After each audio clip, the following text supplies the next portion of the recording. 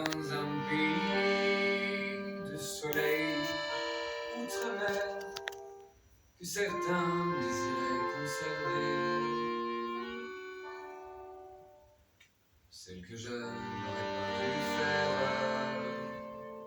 c'est celle qu'on m'a amenée pour m'obliger à tirer sur des frères.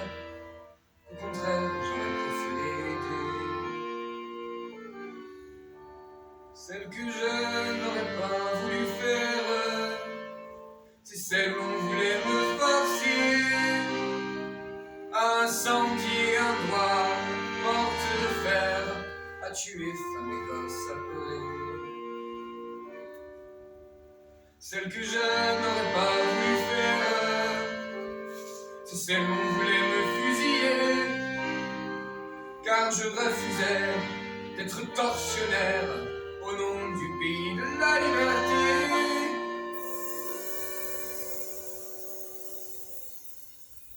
Celle que je n'aurais pas voulu faire,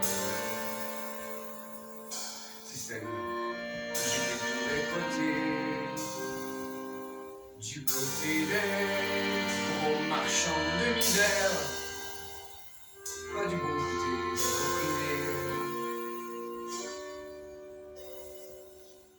Celle que je n'aurais pas voulu faire,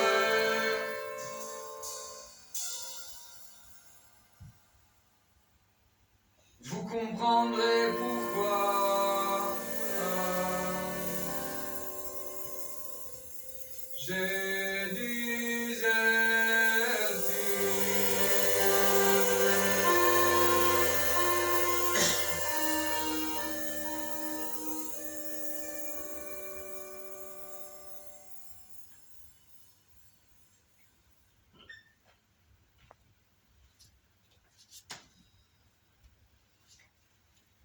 C'est rare une chanson qui reste comme ça le public en lui disant bah, vous comprendrez, je peux même plus vous parler.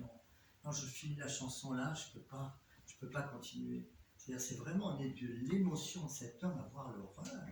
C'est-à-dire mais vous voulez que je vous fasse combien de couplets pour vous dire ce que j'ai vu et pour que vous compreniez. Je trouve que cette pudeur comme ça est incroyable cette chanson. Arrêter sa chanson comme ça en disant mais à vous de comprendre. C'est vraiment un appel, quoi, un appel à la prise de conscience des gens. C'est non, attendez, mais réveillez-vous là. Et ça, c'est le grand courage. Alors, qu'est-ce qui se passe pendant cette guerre d'Algérie à Paris? Bon, bah, à Paris, il y a ces fameux cabarets rive gauche. Alors, il y en a une dans ce cabaret rive gauche qui est très étonnante, qui est Barbara. Alors, Barbara, vous savez, au début, elle a commencé dans un cabaret qui s'appelle l'Écluse, tout petit. Et dans ce cabaret, les gens qui s'occupaient de ce cabaret, c'était des comédiens de Jean Villard. Donc des gens déjà très engagés, qui avaient dit il faut faire, vous voyez Jean Villard, il faut faire des spectacles à 18h30 quand les gens sortent du travail, parce que le lendemain, il faut qu'ils aillent au boulot. Donc il a fait une révolution. Le théâtre, c'était plus 20h30, bien habillé, les soirs de première, terminé. C'était 18h30, comme ça, à 20h30, 22h, tout le monde est couché, ou 23h, et le lendemain, on peut bosser. Donc, c'était des gens pleins comme ça d'idées, et ils ont créé ce petit truc. Ils étaient deux, Marc Chevalier et André Schesser, deux autres aussi, et une femme. Il y avait une femme, comme dans le groupe des 6, toujours le prétexte. Il y avait une femme, c'était des hommes, une femme. Mais les cabarets, c'était comme ça. Hein. Le premier cabaret qui est né à Paris, c'était le Chat Noir en 1900. C'était un club de mecs. Un soir, ils ont invité Yvette Guilbert, on n'arrête pas de parler de ce soir-là. C'est un seul soir. Et donc là, on passait des auditions. Un peu comme pour rentrer au conservatoire ou pour rentrer dans notre école. On passait des auditions et Barbara, elle n'a pas été prise. Elle n'a pas été prise parce qu'elle avait pris beaucoup de cours de chant avec une dame formidable. Elle avait des rudiments de piano, mais elle n'était pas si musicienne, elle ne savait pas lire une partition. Mais elle chantait trop fort. Ils se sont dit non, mais attendez, là, c'est tout petit ici, vous nous faites mal aux oreilles. Non, vous n'avez pas compris ce que c'est que le cabaret. Le cabaret, c'est à l'oreille des gens, à côté des gens. Parfois, quand vous êtes au cabaret, vous entendez le premier rang, un monsieur qui boit une bière et qui fait, ou qui dit ah ben elle a un gros nez, des trucs comme ça. C'est donc très dur comme école, hein, d'être très proche des gens comme ça.